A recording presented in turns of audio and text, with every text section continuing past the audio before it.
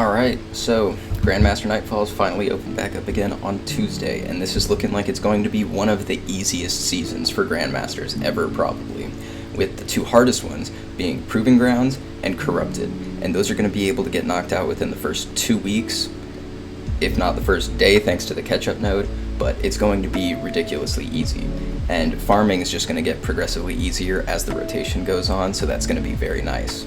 We have Inside Terminus, Warden of Nothing, Inverted Spire, and Arms Dealer, which are all considered pretty much 4 of the easiest Grandmaster Nightfalls in the game. And that's an especially nice thing, considering how absolutely dogshit the champion mods are this season. 3 that I'd recommend using the most would be Overload Trace Rifles, Unstoppable Scout Rifle, and Anti-Barrier Pulse Rifle. Now there are some very specific weapons that I would recommend for this. If you're going to be using a scout rifle, I would definitely recommend using the Pointed Inquiry over most others, with the main reason being that it has adaptive munitions and Genesis right off the rip when you craft it. And now a lot of people might be saying, oh, it's a 150 scout rifle, so it's going to be bad. But the thing is, if you match adaptive munitions with the acute burn for the week, so for instance, if it's acute void burn, you are absolutely going to want to use this thing. Now, while it would be better with anti-barrier because it does stack, this thing still does enough work on its own, and it basically makes shields feel like nothing. Match game does not exist if you're running adaptive munitions. One of the 2 pulse rifles that I would definitely recommend using is actually farmable, and it's the new purpose pulse rifle from the dungeon. This is the only weapon in the kinetic slot that can roll with adaptive munitions, and the only weapon in the kinetic slot that's not exotic that functions like that, basically, with arbalest being the other one. But if you don't want to waste your exotic slot, or if you don't feel like running scav mods or anything for arbalest, I would definitely just recommend throwing on new purpose, especially if stasis burn or acute stasis burn is active for the week. Reason being, again, adaptive munitions is just ridiculously nice, and you can get armor piercing rounds on here. However, if you're not feeling the Pointed Inquiry and new purpose, there is one gun that I know you're definitely going to like at least, and that is the Insidious with adaptive munitions. This thing hits like a truck because it's an aggressive burst. It's craftable, it's found in the raid. If you don't have one, you can go get those.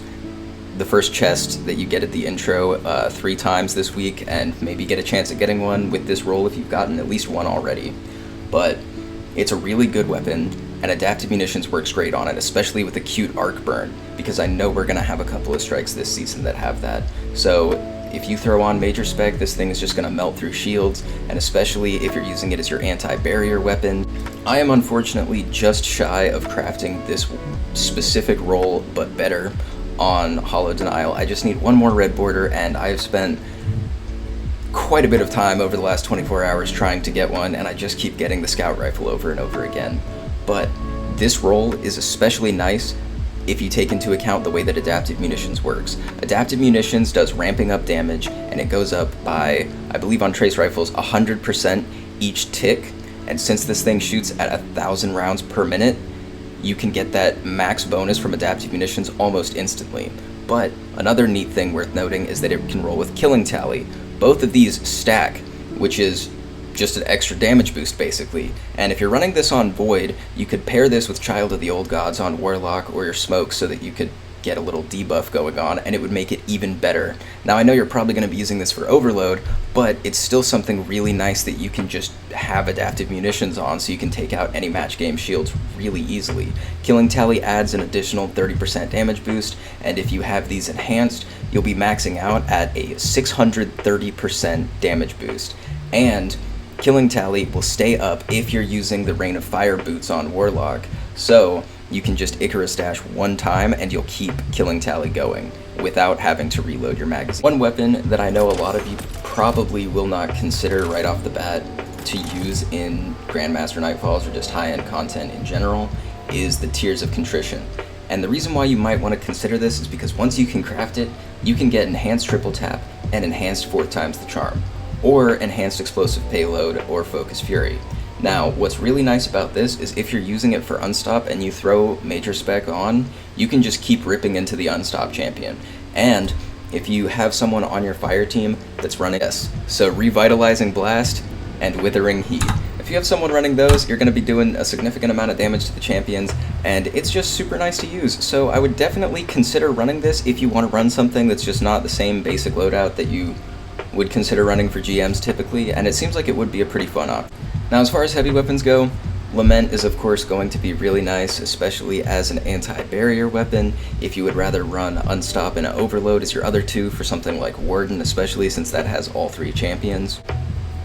Anarchy might just be back on the table as well thanks to that accidental damage buff that it got that hasn't really been addressed yet, but it still does a decent amount of damage, which is pretty nice, as long as you just pair it with some weapons that actually do work other than that while you're just ticking away at it. Cataclysmic is also going to be absolutely insane still, which is great, especially for something like the Corrupted. Stormchaser as well is going to be really nice, especially if you have a firing line roll. This thing also might actually not be bad as an unstop weapon because, one, you can get lead from gold and adaptive munitions, you can get accurized rounds, and you can just get its range all the way up there. And then crafting it just means you can get better versions of these, so that's really nice. You'll get that 600% ramping damage boost on it with adaptive munitions, so potentially worth checking out if you actually like glaives. Alright, and that is going to do it for this video. Now, I will be doing loadout videos for specific GMs and everything once they start rolling out, especially once I can actually get in and mess around with some of the new stuff like the solar aspects and fragments and all that at higher levels and some of the newer weapons, just to see what works best for getting it done in the fastest way possible if you want to grind them. If you did find this helpful though, don't forget to subscribe, comment, like, all that shit. Yeah, anyway, thank you, catch you later.